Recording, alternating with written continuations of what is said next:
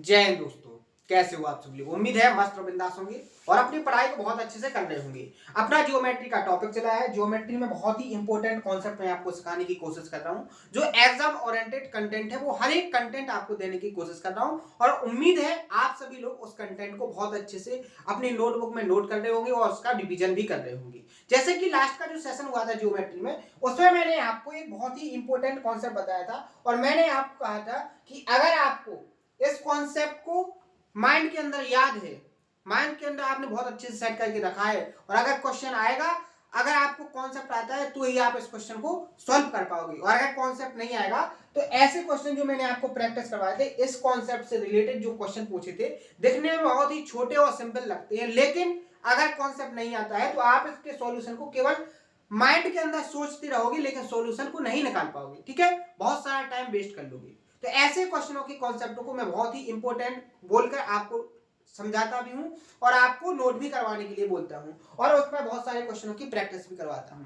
तो अभी तक जितने भी कॉन्सेप्ट हो चुके हैं, अपनी जो 7 नंबर की जो सीट चल रही है, लगभग अपने 400 से 450 क्वेश्चन प्रैक्टिस कर चुके हैं और इसके में जितने भी कॉन्सेप्ट अपने आए हैं वो सारे कॉन्सेप्ट मैंने विद प्रूफ के साथ आपको समझाए हैं। तो अगर कोई नया स्टूडेंट है तो उससे उम्मीद है करता हूं कि आप लास्ट के सेशनों को सबसे पहले देखोगे, उसके बाद यहां से कंटिन्यू करोगे, क्योंकि आप एक ऐसे टॉपिक को पढ़ रहे हो कि अगर आपका इस टॉपिक में रिदम टूट गया तो आप ये मान के चलिए कि आगे के कॉन्सेप्ट आपको कितने भी आप इंटेलिजेंट हो, कितना भी आप पढ़े हो, लेकिन आपको समझ में नहीं आएगा, क्योंकि कॉन्सेप्ट एक ना किसी कॉन्सेप्ट से रिलेटेड होता है। ठीक है, तो बात आपको समझ में आ गई होगी। स्ट्रेटजी क्या है, अपन को सिलेबस कैसे करना है, क्या आपको फॉलो करना है, कौन से कॉन्सेप्ट आपको बहुत अच्छे से प्रैक्टिस करने हैं जो एग्जाम में बार बार पूछे जाते हैं।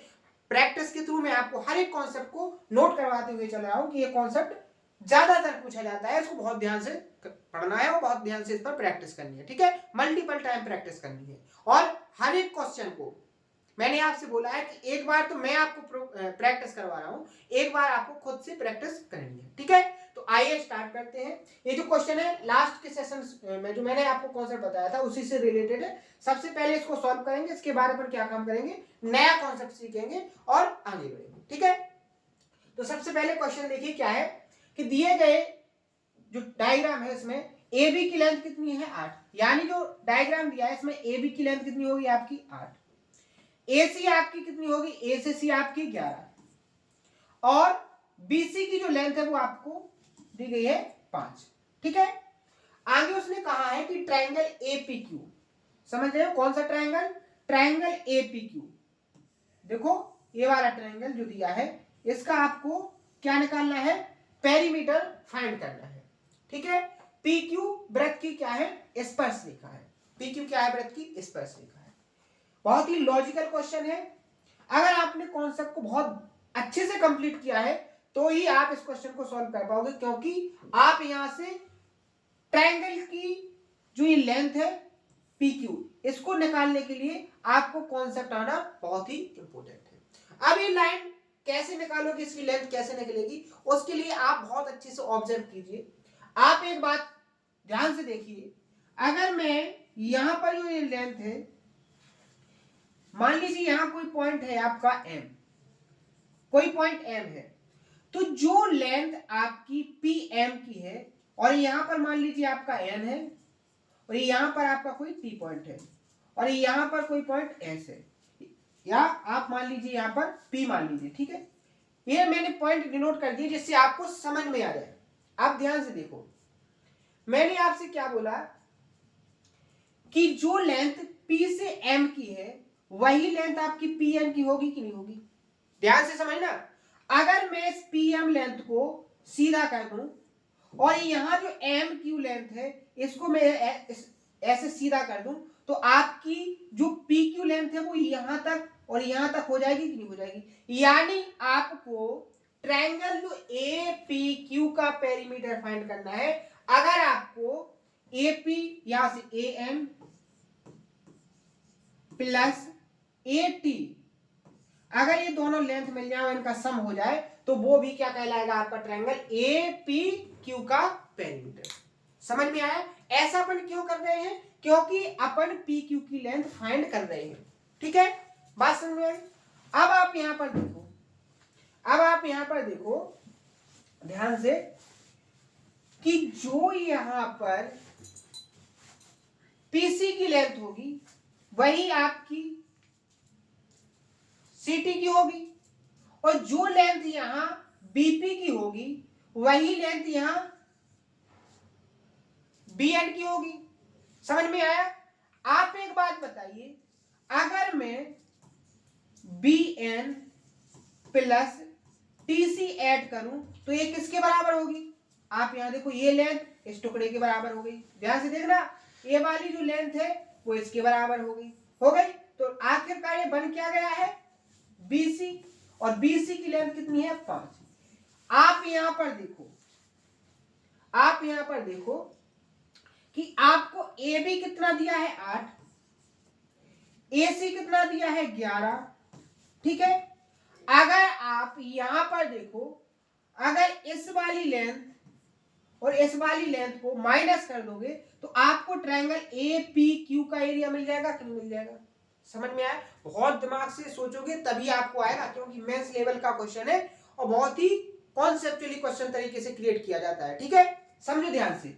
आप अगर इन दोनों को ऐड कर दोगे और इस लेंथ को एनबी और टीसी को माइनस कर दोगे तो क्या आपको ट्रायंगल ए पी क्यू का पेरीमीटर मिलेगा कि नहीं मिलेगा? तो आप यहां पर देखो, इन दोनों हिस्सों की जो लेंथ होगी क्या होगी? 5 के बराबर होगी कि नहीं होगी? कैसे होगी? देखो, वो मैंने यहां पर आपको पहले समझा दिया है। तो आप 8 प्लस 11 माइनस क्या करोगे? 5, यानी 19 में से अगर आप 5 को माइनस करोगे तो आपको क्या मिलेगा? 14, और ऑप्शन नंबर यहां पर क्या हो जाएगा आपका? ये करेक्ट आंसर।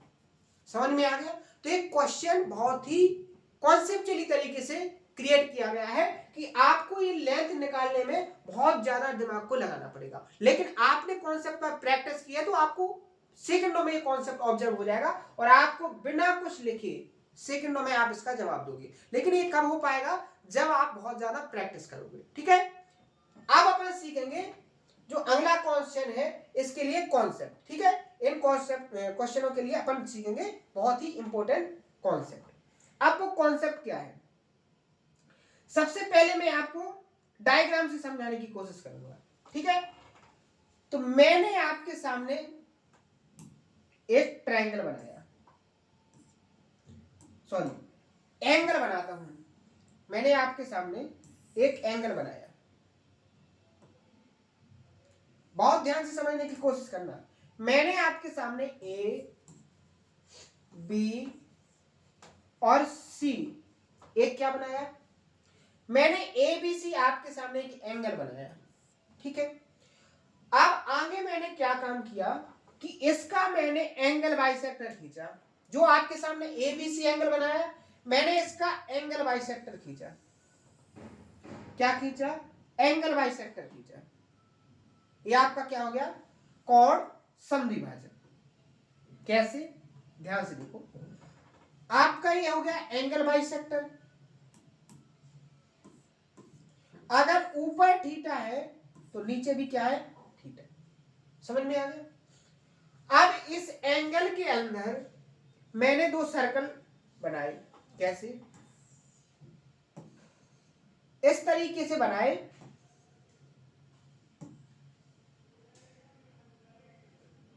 मैंने क्या बना दिया? एक सर्कल ये हो गया, और दूसरा सर्कल मैंने फिर से बनाया इसके अंदर।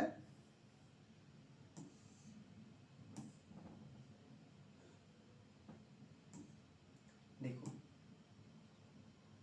इस तरीके से मैंने इसके अंदर 2 सर्कल बनाए जो क्या है? एक दूसरे को टच कर रहे हैं। ठीक है, ऐसे।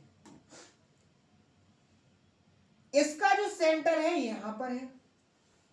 ठीक है, ये आपका हो गया O1 सेंटर, और यहां कहीं पर इसका सेंटर है, ये क्या हो गया आपका?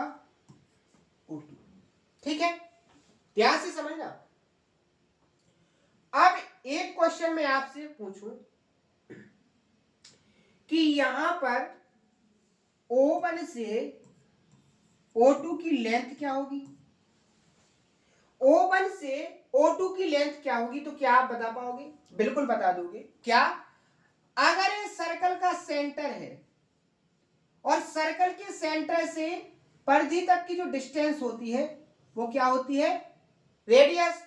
अगर O1 सेंटर वाले सर्कल की रेडियस R1 है और O2 सेंटर वाले सर्कल की रेडियस अगर R2 है, तो अगर मैं आपसे पूछूं कि O1 से O2 की लेंथ क्या होगी, तो आपका तुरंत जवाब आना चाहिए कि सर क्या होगी, R1 प्लस R2। क्या होगा, R1 प्लस R2। ये सबसे पहला कॉन्सेप्ट बन गया कि जब भी दो सर्कल एक दूसरे को स्पर्श करेंगे, बाहर से स्पर्श करेंगे, तो दोनों सेंटरों के बीच की जो डिस्टेंस होगी वो दोनों ट्रायंगल की जो रेडियस होगी उसके सम के बराबर होगी। सबसे पहला कॉन्सेप्ट और बेसिक कॉन्सेप्ट निकल के आया है अपने सामने। अब अपन देखेंगे दूसरा कॉन्सेप्ट क्या होगा। दूसरा कॉन्सेप्ट क्या बनेगा, मैं आपसे पूछूं कि ये जो सर्कल है, ये जो सर्कल है, सर्कल की जो इन रेडियस है, इसका कॉन्सेप्ट क्या बनेगा, इसका कॉन्सेप्ट क्या बनेगा। अपन बहुत सारे कॉन्सेप्ट पढ़ चुके हैं इन रेडियस को निकालने के। एक तो बेसिक कॉन्सेप्ट मैंने आपको बताया है कि ट्रायंगल किसी भी शेप या साइज का हो और अगर आपको उसकी इन रेडियस को फाइंड करना है, यानी कि r की वैल्यू को निकालना है, तो क्या होता है, डेल्टा अपॉन s, जो हर एक ट्रायंगल के अंदर सेटिस्फाई होता है, आप हर एक ट्रायंगल के अंदर लगा सकते हो। उसके बाद मैंने आपको स्पेशल ट्रायंगल करके दो कॉन्सेप्ट और बताने की कोशिश की थी, एक तो राइट एंगल ट्रायंगल और एक इक्विलेटरल ट्रायंगल। दोनों की इन रेडियस कैसे निकलेगी, इनकी इन रेडियस का फंडामेंटल क्या है, कैसे ये बना है, कॉन्सेप्ट विद प्रूफ के साथ मैंने आपको समझाया था और उस पर बहुत सारे क्वेश्चनों की प्रैक्टिस भी करवाई थी। अब अपन पढ़ रहे हैं ऐसे कि ट्रायंगल ना है, आपके सामने ट्रायंगल नहीं बनाया गया है, आपके सामने बनाया गया है एक एंगल और एंगल के अंदर क्या बना है, सर्कल, और आपसे जो एग्जामिनर है वो क्या पूछ रहा है, इन रेडियस। तो यहां कैसे निकलेगी, यहां क्या कॉन्सेप्ट होता है, तो आप यहां बहुत ध्यान से सुनना कि यहां जो कॉन्सेप्ट होता है, कॉन्सेप्ट कहता है कि R1 क्या होता है, R1 और R2 का जो रेशियो होगा वो क्या होगा, आप यहां देखोगे 1 minus sine theta upon 1 plus sine theta. बहुत अच्छे से सबसे पहले तो इसको आप नोट करो कि अगर आपको दिया जाएगा क्या, एंगल के अंदर सर्कल बनाए गए हैं और उनकी रेडियस का अगर आपसे रेशियो पूछा जाए तो रेशियो क्या होता है, R1 अपॉन R2 की जो वैल्यू होगी 1 minus sine theta upon 1 plus sine theta होगी। यानी यहां आपको क्या फाइंड होना चाहिए, यहां आपको पता केवल इतना होना चाहिए कि जिस एंगल के अंदर सर्कल को बनाया गया है उस एंगल की वैल्यू फाइंड हो और आप उसकी क्या निकाल सकते हो, इन रेडियस को निकाल सकते हो। बात समझ में आ गई कि नहीं, कॉन्सेप्ट समझ में आया है कि नहीं आया है। अब आप बोलोगे कि सर ये कैसे बना है, तो आप यहां पर क्या करोगे, करना आपको है, क्योंकि बहुत सारे प्रूफ मैं आपको बता चुका हूं।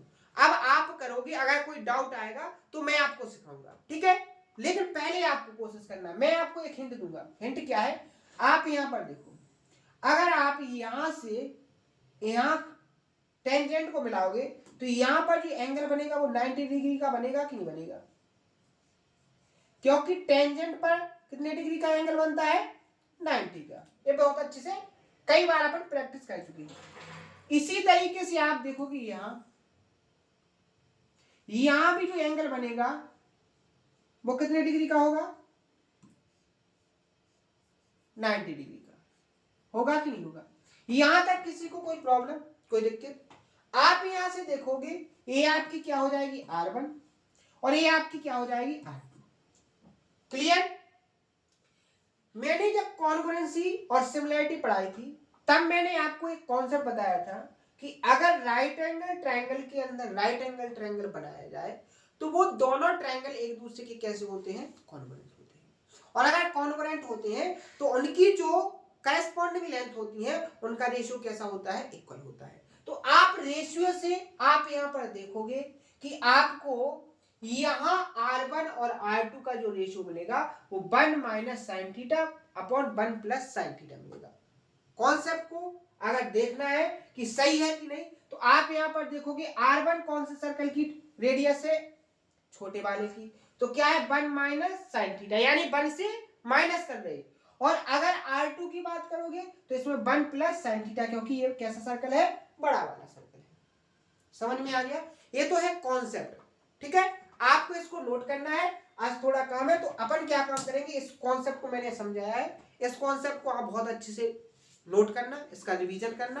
कल इस पर मैंने जो आपको वर्क दिया है उसको करना, अगर ना आए तो आप कमेंट बॉक्स में जरूर बताना, इसका कल प्रूफ समझेंगे। और प्रूफ के बाद इस पर किस तरीके से क्वेश्चन क्रिएट होते हैं, देखो बहुत सारे क्वेश्चन है।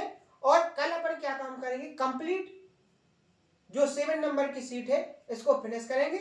और क्या करेंगे, 45 क्वेश्चन है, इनको कल फिनिश करेंगे और नया सेंटर सर्कम सेंटर को स्टार्ट करेंगे। तो आज के लिए इतना ही, अगर कोई डाउट हो तो कमेंट बॉक्स में जरूर बताएं। मिलते हैं कल के सेशन में इसी जोश और उम्मीद के साथ। थैंक यू, धन्यवाद।